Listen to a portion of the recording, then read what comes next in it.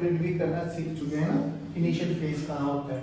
जैसे कि अगर हम बात करें कोई भी हमारे पास जनरल इक्वेशन है x equals to a sin of omega t plus five, ये पूरा का पूरा फेज है आपके पास और ये आपके पास इनिशियल फेज। ठीक, इनिशियल फेज बेसिकली वही, अगर हम बात करें फाइव की value sine inverse x not by a, ये particle initially t equals to 0 पे कहां से स्टार्ट हुआ है, दैट्स इट। अच्छा, अब अगर हम बात करें थोड़ा इसके बारे में और, तो हम लोग बात कर रहे थे कि किसी भी एसएचएम को हम यूनिफॉर्म सर्कुलर मोशन की एनालॉजी समझ के बहुत इजीली क्वेश्चंस को कर सकते हैं। आज उसका एक और वेरिएंट करते हैं कि अगर हमारे पास कोई भी एक पार्टिकल है, जैसे लेट्स से एक बहुत बेसिक से क्वेश्चन से स्टार्ट करते हैं। This is minus A, this is a, ये मीन पोजीशन है हमारे पास और हमारा particle let us suppose a/2 पर है। ठीक है बच्चों, a/2 पर, और वो t इक्वल्स टू 0 पर a/2 पर है, वो इस डायरेक्शन में जाना चाहते हैं। तो अगर कोई मुझसे पूछे find out the time when it first time comes to rest, तो रेस्ट का मतलब क्या है कि उसको यहां से यहां तक जाने में कितना टाइम लगा, क्या मैं निकाल सकता हूं बहुत इजीली। कैसे करेंगे, इसको फेजर डायग्राम बनाओ, एक सर्कुलर मोशन, और सर्कुलर मोशन में हम पार्टिकल को यहां से स्टार्ट करेंगे t इक्वल्स टू 0 पर। इन केस अगर कंडीशन नहीं गिवन है, तो कंडीशन गिवन है तो फिर उसी के बेसिस पे चलेंगे। जैसे अगर हम बात करें यहाँ पर, ये हमारे extreme points a and this is minus a और ये हमारा मीन पोजीशन। तो अभी हमें बोला गया है a/2, यानी a/2 यहाँ पर है, तो a/2 से एक वर्टिकल लाइन ड्रॉ कर दो, तो या तो पार्टिकल यहाँ पर होगा फर्स्ट पोजीशन पे या पार्टिकल होगा सेकंड पोजीशन पे। बताओ कहाँ पर है, ऊपर या नीचे? ऊपर। ध्यान से देख, यहाँ से यहाँ जा रही थी श्वेता, तो इस डायरेक्शन में मूव कर रही थी ना, तो ऊपर है। और कहाँ पर आना है, यहाँ पर, तो क्या चुपचाप हम ये एंगल निकाल सकते हैं।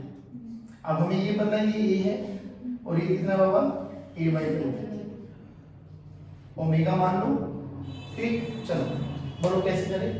सोना चांदी तोले पंडित ज्योति प्रसाद हर बोले, चलो जल्दी बताओ। यहाँ पर थीटा की वैल्यू क्या हो जाएगी, बेस बाय हाइपोटेन्यूज यानी cos theta, this is equals to a/2 by a, 1/2 cos theta 60 बोले तो π/3, ठीक है ना। तो ये एंगल π/3 आ गया, यानी उसको यहाँ से यहाँ तक आने के लिए थीटा की वैल्यू π/3 चाहिए, and theta is what, omega into t।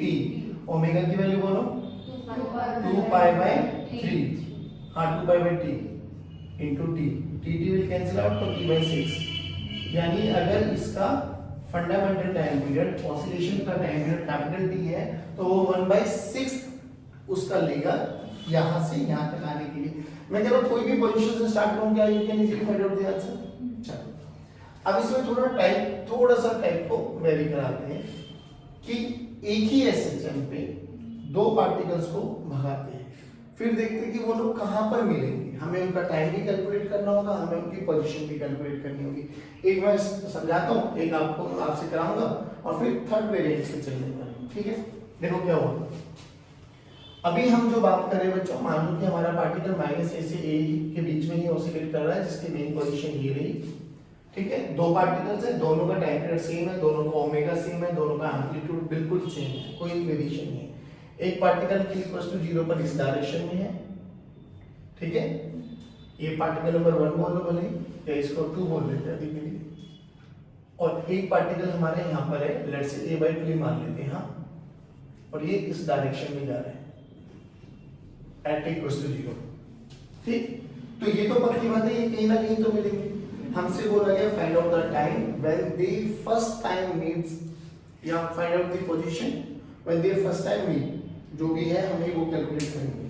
तो अभी हम कैसे करें, देखो एक चीज और हमें समझ में आनी चाहिए कि जैसे जैसे यहाँ से यहाँ, अभी हमने टाइम निकाला t/6, अगर इसका time period of oscillation t है, तो ये t/6 में यहाँ से यहाँ तक जाएगा, ये भी t/6 में यहाँ से यहाँ तक पहुंचेगा। बट फर्क क्या है, यहाँ पर इसकी इनिशियल कुछ वेलोसिटी है और यहाँ पर इसकी वेलोसिटी मैक्सिमम है। ये घटती हुई वेलोसिटी की तरफ जा रहा है ना, इसकी भी वेलोसिटी घटेगी, बट इसके रेस्पेक्ट में कम घट रही होगी उस समय। तो t/6 में ये कम डिस्टेंस ट्रेवल करेगा, ये ज्यादा डिस्टेंस ट्रेवल करेगा, ये पक्की बात है ना। फिर जब यहाँ पर ये पहुंच चुका होगा ये थोड़ा आगे जाएगा, फिर आगे इसकी धीरे धीरे वेलोसिटी कम होगी और इसकी धीरे धीरे वेलोसिटी बढ़ेगी। बात समझ पा रही है ना? फिर ये पलटेगा तो ये पलट के आएगा और ये भी पलट के आएगा, इसकी वेलोसिटी लगातार बढ़ती जा रही है इसके कंपैरिजन में।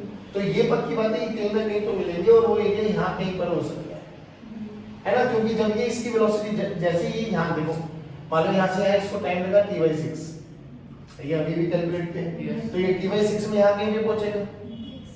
अब t/6 तो उसकी वेलोसिटी तो 0 हो जाने वाली है, बट इसकी वेलोसिटी है ना, तो जब वो यहाँ से यहाँ तक चलेगा तो इसकी वेलोसिटी लगातार बढ़ेगी और इसकी वेलोसिटी कम होगी, फिर इसकी वेलोसिटी 0 हो जाएगी, उसकी वेलोसिटी लगातार बढ़ती चली जाएगी, यानी उतने ही कम उतने ही टाइम में ये ज्यादा डिस्टेंस ट्रैवल करेगा और ये कम डिस्टेंस ट्रैवल करेगा। ये तो पक्की बात है, यानी ये यहाँ कहीं पे मिलने वाला है। अच्छा, ये तो हमने लॉजिकली सीख लिया। अब फेजर की हेल्प से देखो कैसे करें। तो सबसे पहले वही फेजर बनाओ, ये माइनस है, ये ए और ये हमारा मेन पोजीशन। चलो अब एक पार्टिकल तो यही है बच्चों, तो वो या तो यहाँ पर होगा या यहाँ पर होगा, इसका पता कौन लगाएगा? वेलोसिटी की डायरेक्शन। तो बताओ ये वाला पार्टिकल कहाँ पर है, ऊपर या नीचे? जल्दी, ऊपर या नीचे? ये वाला पार्टिकल तो मेन पोजीशन पे है ना, ऊपर या नीचे? ऊपर या नीचे? नीचे। देखो ना, यहाँ से यहाँ, अभी रुक जाओ, डर मत। ए से बी इधर, बी से सी इधर, सी से डी इधर। सर आपने दूसरा वाला पहले वाला नहीं, अच्छा ये वाला सेकंड वाला। चलो कोई नहीं।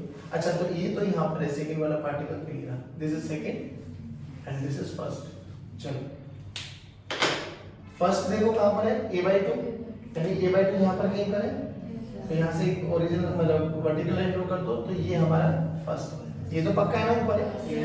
चलो अब जो कि दोनों का ओमेगा सेम है, इसका भी ओमेगा है और इसका भी ओमेगा, तो दोनों की एंगुलर स्पीड सेम है। तो इससे क्या समझे हम? इससे ये समझे कि इनके बीच में जो भी इनिशियल एंगल होगा ये थीटा और ये 90 प्लस थीटा, क्या समय के साथ साथ ये चेंज होगा या सेम रहेगा? चेंज कब होगा? इनके बीच में मान लो ये एंगल 100 डिग्री बन रहा है, लेट अस सपोज 100 डिग्री बन रहा है, तो ये भी ओमेगा से मूव कर रहा है, ये भी ओमेगा से मूव कर रहा है, तो थ्रू आउट क्या रहेगा? अरे आप मेरी बात बताओ ना, टोटल एंगल क्या हो जाएगा? 90 प्लस थीटा ना, और थीटा क्या है? 90 प्लस ओमेगा टी। क्या ओमेगा चेंज हो रहा है क्या? नहीं ना, तो ओमेगा तो सेम है। तो जितने टाइम में, 1 सेकंड में अगर ये ओमेगा घूमा तो ये भी तो ओमेगा घूमेगा, और 2 ओमेगा घूमेगा तो ये भी तो 2 ओमेगा घूमेगा, तो उसमें कोई वेरिएशन। क्या ये बात समझ में आ गई कि समय के साथ साथ इनके बीच का इनिशियल जो एंगल है वो थ्रू आउट क्या रहेगा? हाँ, एक का ओमेगा हो जाए, एक का ओमेगा 2 ओमेगा हो जाए, तो वो वेरी कर जाएगा, ठीक है। बट मैं फिर कह रहा हूँ ये तुम्हारे लिए बहुत, मैं कह रहा हूँ एक्सट्रीम लेवल पे है, यहाँ तक भी क्वेश्चन पूछा है, पॉसिबिलिटी यहाँ से यहाँ तक क्वेश्चन आते हैं, you can easily find out the answer. अब देखो क्या होता है। अब ये थीटा बताओ, ये थीटा अभी भी कैलकुलेट किया हम लोगों ने, पाई/60 बेसिकली 60 डिग्री, तो ये 60 डिग्री है बच्चों और ये 90 डिग्री है, तो इनिशियली 1 और 2 के बीच में कितना फेज? 150, परफेक्ट। तो ये समय के साथ साथ ये सेम रहेगा। अब क्या होगा, ये कब मिलेंगे? अब मिलना देखो, मिलना इस लाइन पर है, ध्यान रखना, ये कब इस लाइन पर एक ही टाइम पर आ जाएंगे। तो देखो थोड़ा थोड़ा समझाने की कोशिश करता हूं, ठीक। ये हमारा पहला वाला पार्टिकल है, ये हमारा दूसरा वाला पार्टिकल है, मैंने थोड़ा बनाने की कोशिश करी, शायद सही बन जाए। अब ये घूमना स्टार्ट हुआ, देखो मिले क्या? इस लाइन पे देखो, मिले नहीं मिले, क्योंकि अब ये इस पॉइंट पे पहुंच गया, ये इस पॉइंट पे पहुंच गया, तो अभी तो मिलेंगे। चलो आगे देखो, मिले, अब मिल गए, नहीं आए भाई।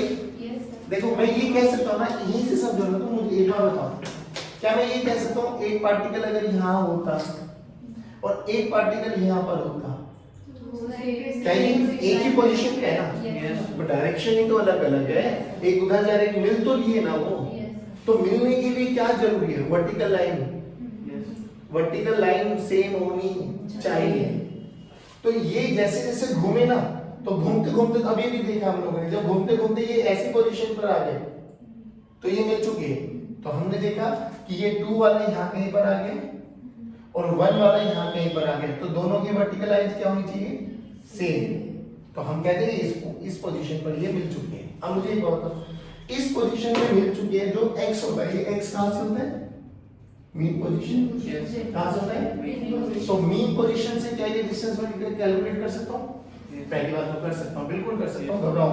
दूसरी चीज, अगर ये एंगल देखो, अब ध्यान से मैं ब्लैक कलर से बना रहा हूं इसको, हाँ, ये वाला पॉइंट देखो, ये वाला और ये वाला, इनके बीच में ये एंगल कितना है? 150। अच्छा मुझे एक बात और बताओ, ये वर्टिकल लाइन होनी चाहिए, तो जितना एंगल ये होगा उतना ही एंगल, पक्की बात है। टोटल 180 है, तो ये 150 है, तो ये एंगल कितना बना? 75। और ये भी कितना बना? 75। ये पक्का है। अब मुझे एक बात बताओ, ये हमें समझ में आ गया, नेटवर्क टू करके बात है। मुझे ये बताओ, सेकंड वाला पार्टिकल यहाँ पे था सर, और सेकंड वाला पार्टिकल यहाँ तक चला गया, भाई यहाँ से यहाँ 1 आया, अरे 1 यहाँ से यहाँ तक आ गया ना, 2 यहाँ से यहाँ तक चला गया ना। क्या मैं ये चेक कर सकता हूँ क्या, टाइम निकालने के लिए मुझे थीटा चाहिए? अब थीटा या तो 1 का निकालो या 2 का निकालो, बात सेम आएगी। तो क्या 2 का मुझे ये पता लग सकता है 2 कहाँ से कहाँ तक गया? हाँ देखो, यहाँ से यहाँ तक गया, तो यहाँ से यहाँ तक का डिस्टेंस 90 प्लस 75, तो 2 का डिस्प्लेसमेंट कितना हुआ? 165 डिग्री, यानी ये थीटा हो गया हमारे पास। तो 1 का भी चेक कर लो निश्चित, देख देख देख देख, ये 75 है बच्चे, तो ये कितना बना? 15, 90 माइनस 75, 15 प्लस 60, 75 5 प्लस 90, 1 सेम आएगा दोनों तरफ से, सेम आएगा, कोई दिक्कत नहीं। अच्छा ये थीटा है, थीटा को क्या लिख सकते हैं भाई? ये थीटा डिग्री में है, तो कन्वर्टेड इनटू पाई, तो पाई क्या? Radian, pi by 180। ओमेगा की वैल्यू क्या लिख सकते हैं? 2 pi by capital T into T। यहां से कुछ भी टाइम आए भाई, कर्व का टाइम पता लग गया। दूसरी चीज मुझे क्या निकालनी है बच्चों? मुझे ये निकालनी, यहां से यहां तक ये डिस्टेंस, ये कितना है? a, ये कितना है? 75। क्या x की वैल्यू आ गई 1 और 75। अब cos 75 की वैल्यू जो भी है ना, वो तो आगे मैथमेटिक्स का काम है, बाकी हमें ये पता लग गया x की वैल्यू क्या होगी? a cos 75। बोलो नहीं है समझ में? दोबारा बस पॉइंट क्या याद रखना है कि अगर इस सर्कुलर मोशन में दो पार्टिकल्स जो एसएचएम कर रही है उनको मिलना है, तो सेम वर्टिकल लाइन होनी बहुत जरूरी है, चाहे डायरेक्शन कुछ भी हो। भाई मान ले एक मैं इधर से आ रहा हूँ, एक बंदा इधर से आ रहा है, हम यहाँ मिल गए, तो मिल तो गए ना, चाहे मेरा फेस इधर है चाहे उसका फेस इधर है। नहीं आया समझ में? पक्की बात ये बताओ, आया कि नहीं समझ में? क्या स्टेप बिल्कुल सिंपल है। सबसे पहले आइडेंटिफाई कर लो कि पहला और दूसरा पार्टिकल कहाँ पर है, फिर ये आइडेंटिफाई कर लो कि इनके बीच का इनिशियल एंगल कितना है, फिर ये देख लो कि जब वो घूम रहे हैं तो वो किस वर्टिकल लाइन पर आ रही है। जहां पर भी उन दोनों की वर्टिकल प्रोजेक्शन सेम आ रही होगी उसी पॉइंट पर वो मिल जाएंगे। बस ये चेक कर लो ना कि या तो एक का एंगल देख लो कि एक कितना डिस्प्लेस हुआ, या दो का एंगल देख लो, और theta equals to omega into T वाला फैक्टर रखो and we can easily find out the answer. बोलो यहां तक समझ में आया? पक्की बात? छोटा सा क्वेश्चन दे दो, देखो ये ट्राई करो। अभी भी वही माइनस है, ये मेन पोजीशन, यहाँ पे एक पार्टिकल चला 2 at t equals to 0 और एक पार्टिकल यहाँ पे चला a/√2 at t equals to 0। ठीक है, find out the position and time when they meet for the first time. Find out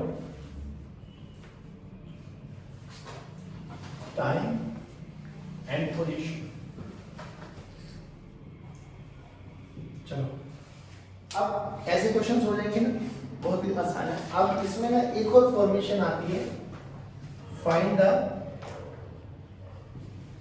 maximum separation between them.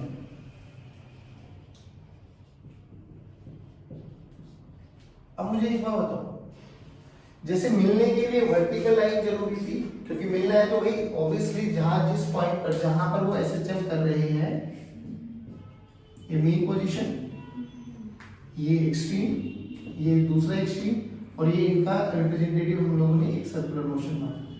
तो पक्की बात है मिलने के लिए तो यहीं कहीं पर पोजीशन आएगी, या तो यहाँ मिलेंगे, यहाँ मिलेंगे, यहाँ मिलेंगे, इस लाइन पे कहीं पे भी मिल सकते हैं। And what about maximum separation? तो मैक्सिमम सेपरेशन ये होगा कि एक पार्टिकल यहाँ होगा और एक पार्टिकल यहाँ, तभी तो मिलेंगे ना।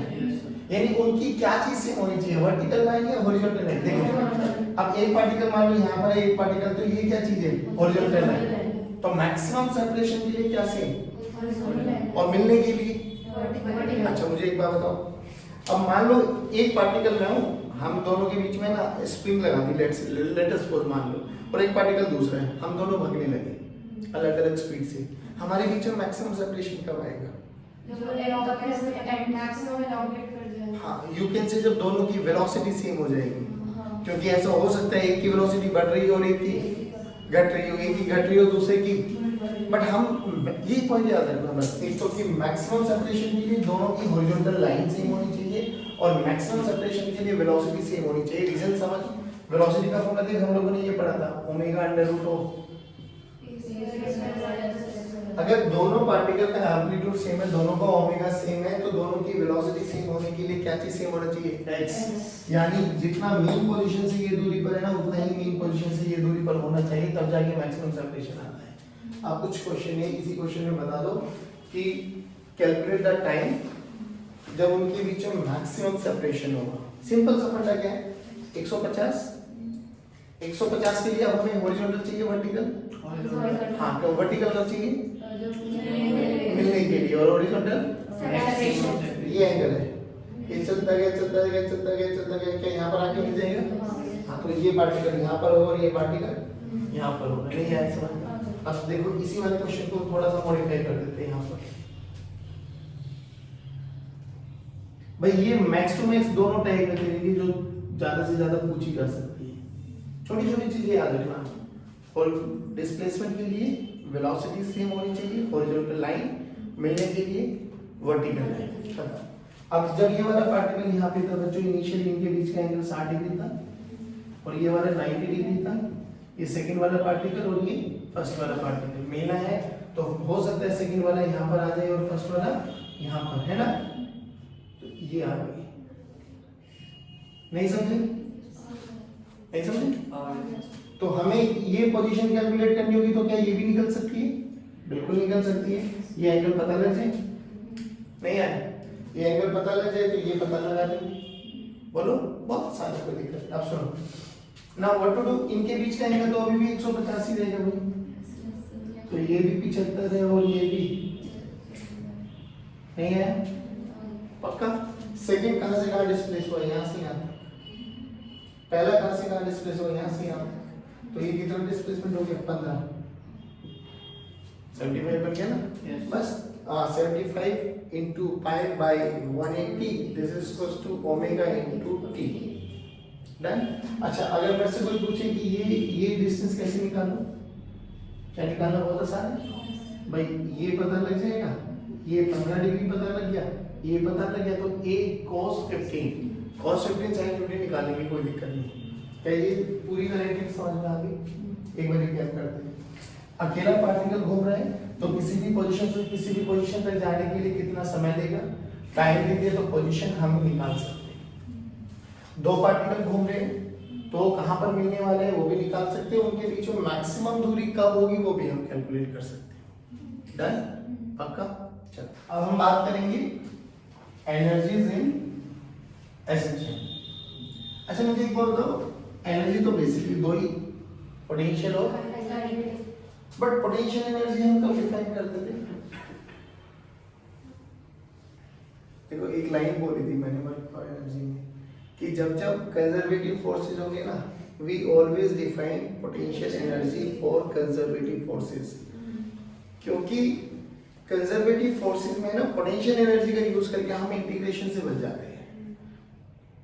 देखो अभी अगर हम बात करें, तुम्हें थोड़ा थोड़ा फील तो आ रहा होगा यहाँ पर कि यहाँ पर वेलोसिटी मैक्सिमम थी, यहाँ पर वेलोसिटी 0 है, तो अगर मैं काइनेटिक एनर्जी के बारे में बात करूँ तो यहाँ मैक्सिमम अच्छा, टोटल एनर्जी जो कि हमने माना था पहले लेक्चर में कि there is no driving force, तो total energy will remains conserved. तो अगर यहाँ पर पोटेंशियल एनर्जी मैक्सिमम है और काइनेटिक एनर्जी मैक्सिमम है, तो पोटेंशियल एनर्जी मिनिमम है। यहाँ पर मैक्सिमम पोटेंशियल लेकिन पोटेंशियल एनर्जी भी चेंज हो रही है, काइनेटिक एनर्जी भी चेंज हो रही है ना। अगर मुझे एक पॉइंट से दूसरे पॉइंट तक मुझे एनर्जी निकालनी है, तो वर्क डन निकालना है, तो मुझे इंटीग्रेशन करना पड़ेगा क्योंकि फोर्स वेरिएबल है। रीजन है, फोर्स का फॉर्मूला देखो क्या था, माइनस के एक्स, और हमने बोला था कि एक्स एक्सिस पे ऑसिलेट कर रहे तो आई क्या देख, force is a function of x, तो लगातार एक्स चेंज होता जा रहा है। फोर्स वेरिएबल है, फोर्स वेरिएबल है तो हम डायरेक्ट एफ डॉट डीएक्स नहीं लगा सकते, तो we have to use integration ना। उस इंटीग्रेशन से बचने के लिए हमसे सबसे अच्छी बात है कि ये चेक कर लो फोर्स कंजर्वेटिव है या नहीं। तो हमने याद करो 3 वैरायटी के कंजर्वेटिव फोर्सेस पढ़े थे। एक फोर्स अगर कांस्टेंट है, जैसे फोर्स हमें दे दिया गया 2y प्लस 3j, ये कांस्टेंट फोर्स है, हमेशा कंजर्वेटिव। दूसरा हमें दे दिया गया कि अगर I के साथ x की टर्म है, आगे यार j के साथ y की टर्म है तो भी कंजर्वेटिव। और तीसरा हमने देखा था परफेक्ट डिफरेंशियल फॉर्मेट, पहले उनको हाँ एग्जैक्टली ना। ये कौन सा फोर्स है, कौन सी फॉर्मेट है, सेकंड I के साथ x, तो कौन सी फॉर्मेट है, तो ये कंजर्वेटिव फोर्स है, पक्की बात है। और हमने पहले लेक्चर में बोला था कि we are dealing with stable equilibrium, तो वहां कंजर्वेटिव है कि जायज बात है। चलो, तो ये कंजर्वेटिव फोर्स, अगर कंजर्वेटिव फोर्स है तो इसके लिए पोटेंशियल एनर्जी डिफाइन की जा सकती है। तो पोटेंशियल एनर्जी का फॉर्मूला क्या है बेटा, देखो हमें पता है वर्क डन कंजर्वेटिव फोर्सेस के लिए, work done by conservative forces को हम लिखते थे negative of delta U. Perfect बेटा, यानी work done by conservative is nothing but minus of u final minus u initial, थोड़ा convenient। work done by conservative हमने बोला था u initial minus u final। चलिए, थोड़ा बहुत याद है, बड़ा अच्छा लगा आपको। देखो हमने बोला कि मान लो कि मेरे वाला जो पार्टिकल एक्सेप्ट कर रहा है वो माइनस ए से ए के बीच में कर रहा है, और ये इसकी मेन पोजीशन है। जो डेल्टा यू ये मोमेंटम है, नहीं, change in potential energy, change in potential energy है, no change in momentum, this is change in potential energy. अब मुझे एक बात बताओ बच्चों, हमने जब याद करो पोटेंशियल एनर्जी को डिफाइन किया था, तो मैंने बोला था मान लो ये एक मास है जिसको मैं यहाँ से h हाइट पे लेके जा रहा हूँ, तो इसके पास पोटेंशियल एनर्जी mgh, बट वो mgh कब होती थी, जब हम रेफरेंस लाइन पर 0 मानते थे, तब ये आता था डिफरेंस mgh का। मान मैंने यहाँ mgh मान ली तो यहाँ 3 mgh मान ली तो 4 मान ली तो अल्टीमेटली आप क्या देख रहे हो हर केस में कि जो चेंज है वो कांस्टेंट है, यानी change does not depends on reference point, but किसी भी एक पॉइंट की potential energy depends on reference point कि हम वहां पर क्या मान के चल रहे हैं।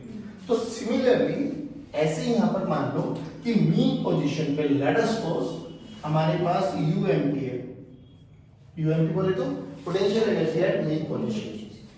यहाँ से किसी भी x दूरी पर, यहाँ से किसी भी x दूरी पर पोटेंशियल एनर्जी मान लेते हैं u as a function of x, u as a function of x।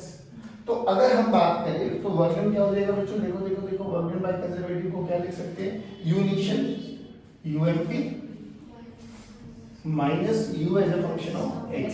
अच्छा, वर्क डन बाय कंजर्वेटिव क्या निकाले, यहां से यहां तक आने में जायज बात है, कुछ वर्क डन तो क्या होगा, ध्यान से देख, मान लो मेरा ब्लॉक यहां पे था, किसी भी x दूरी पर, किसी भी x कोई भी जनरल इक्वेशन मान ले, तो जब मैं इसको इधर डिस्प्लेस करा रहा हूं, ध्यान से रखना, तो फोर्स इधर लग रहा है, फोर्स हमेशा टुवर्ड्स द मीन पोजीशन लगेगा, ऐसे मत देखो।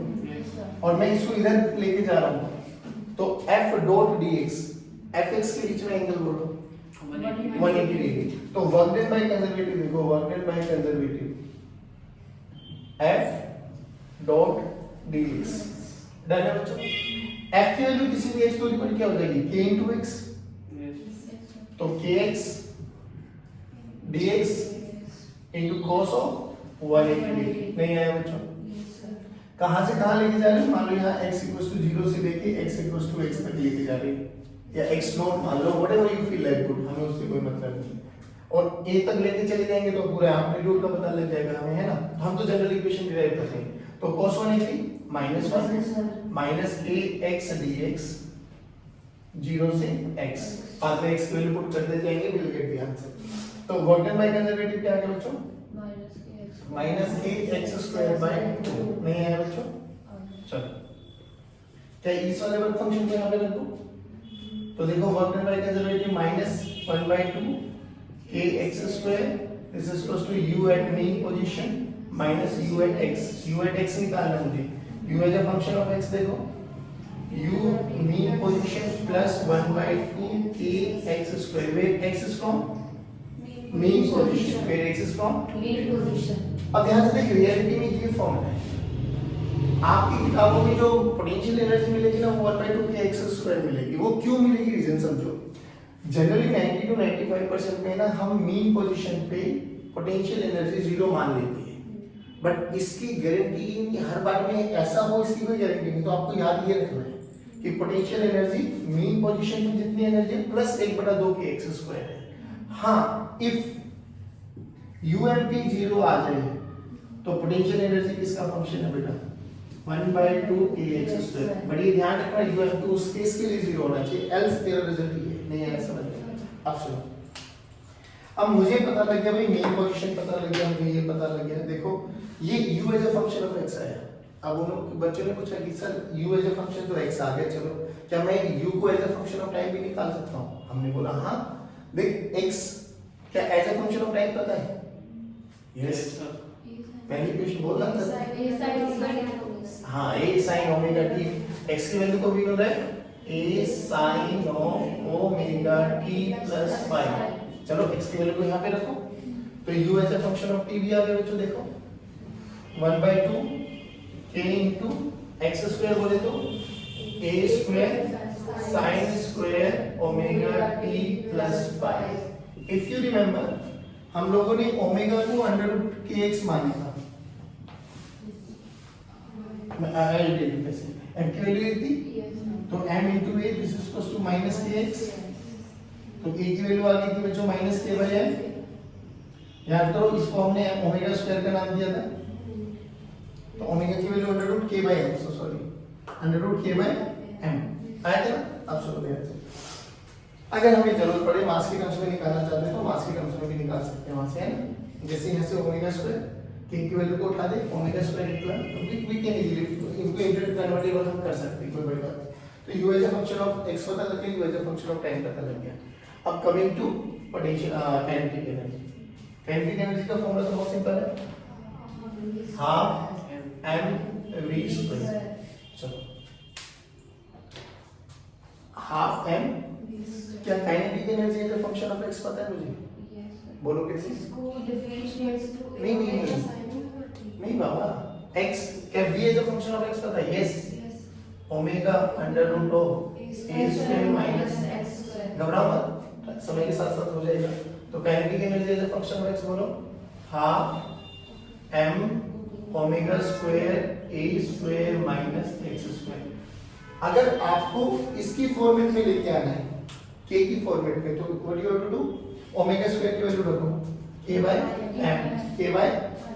रखो 1/2 m into k/m into a square minus x square। m will cancel out, तो देखो k is a function of x क्या बना बच्चों? Half k a square minus half k x square। नहीं आया समझ में? k तो आ गया as a function of x, तो मेरे से पूछे as a function of time निकालो बोलो। हाँ, x की वैल्यू को उठाओ, क्या रखो? a हाँ, b की वैल्यू को यहाँ रख दो डायरेक्ट। चॉइस इज योर, जैसे आपको अच्छा लगे वैसे कर दो। बोलो क्या रखें? जहाँ आपको मन करे। Kinetic energy as a function of time, यहाँ रखना चाहते हैं, यहाँ रख लो। आ जाओ 1/2 m into a square omega square cos square omega t plus 5। बोलो बोलो a square omega square cos square omega t plus 5। अब सुनो, अब कोई मेरे से पूछे find out total energy, total energy होती है sum of potential energy plus, बस ध्यान क्या रखना है, अगर total energy as a function of x निकालना है तो potential energy as a function of x plus kinetic energy as a function of x दोनों को ऐड कर दो। आपको निकालना है कि kinetic energy total energy as a function of time, तो इसका टाइम वाला और इसका टाइम वाला दोनों को ऐड कर दो, you will get the answer. अच्छा टोटल एनर्जी क्या रहनी चाहिए, कंजर्व, तो देख चाहे as a function of x add करो चाहे as a function of time add करो, you will get same answer. चलो टोटल एनर्जी बोलो, UMP plus half k x square, UMP plus half k x square, kinetic energy as a function of x ये plus half k a square minus half k x square. फिर बात करेंगे total energy, अगर UMP 0 है तो वो 1/2 के E square के ही बराबर होगी। चलो अब दोनों का टाइम वाला फंक्शन ऐड करो, हाफ के ए स्क्वायर है ना।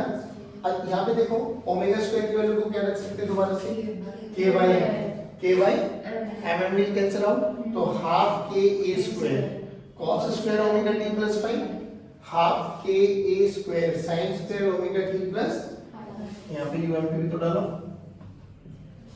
नहीं है, हाँ तो देखो 1/2 के स्क्वायर 1/2 के square common, sign square omega t plus five cos square omega t plus five 1, तो दोबारा वही इक्वेशन आपको दिखाई दी।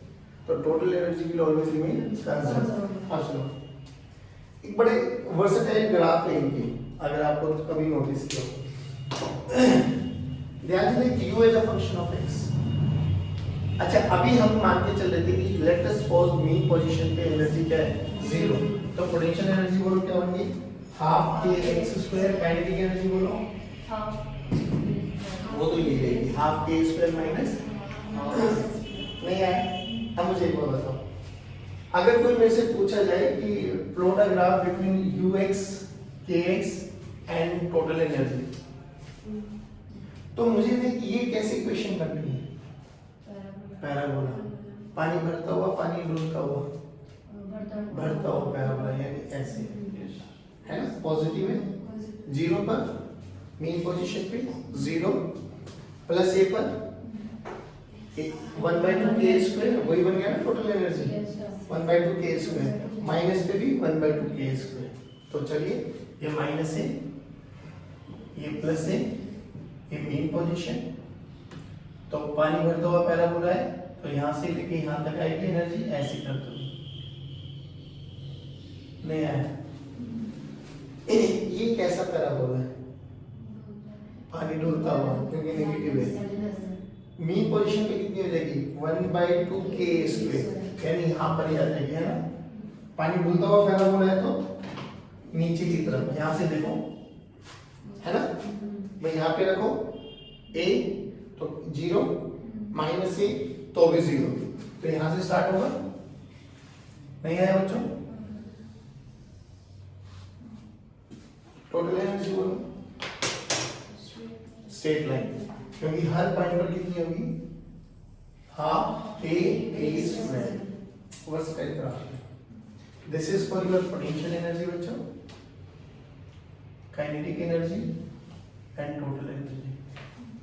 अच्छा अब अगर मेरे से कोई पूछे कि चलो सर ये तो हुआ जब हमने मेन पोजीशन पे 0 माना, ना माने तो इक्वेशन तो ये है मेरे पास, इसकी इक्वेशन ये थी और काइनेटिक एनर्जी की इक्वेशन ये थी। अभी भी इसका ग्राफ पैराबोला ही बनेगा, बट ध्यान रखिए जब मीन पोजीशन पे 0 थी, अब मीन पोजीशन पे 0 तो ये वाला ग्राफ थोड़ा सा ऊपर शिफ्ट हो जाएगा, नहीं आया समझ में, पक्का पक्का बना दो। देखो अगर if UMP is not equal to 0, then what to do? Same graph minus a plus a, तो graph will be like this, नहीं है, और ये क्या हो जाएगी UMP, है ना, पक्का ना। अच्छा इसके बाद में क्या क्या है, सेम ही आएगा, तो graph will be like this, और अब ये डिफरेंस आ जाएगा आपके पास, नहीं आया, क्योंकि जब टोटल एनर्जी करोगे तो टोटल एनर्जी में यूएमपी भी आना पड़ेगा। डन है बच्चों? Yes, ये ग्राफ है आपके पास, फॉलो किया है समझ में? श्योर? तो this is all about your energies associated with SHM, total energy, potential energy and kinetic energy. आगे समझ लो, देखो इसको।